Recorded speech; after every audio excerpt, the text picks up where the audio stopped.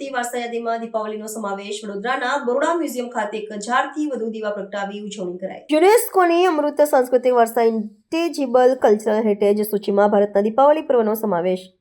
અપ્રત્યક્ષ દીપાવલી તરીકે થતા સમગ્ર રાજ્યમાં વિશિષ્ટ ઉત્સવનું આયોજન કરવામાં આવ્યું હતું. તેને અનુલક્ષીને ગુજરાત રાજ્યના સંસ્કૃતિ અને પર્યટન મંત્રાલય દ્વારા સમગ્ર રાજ્યમાં વિશેષ દીપોત્સવનું આયોજન કરવા જણાવાયું હતું.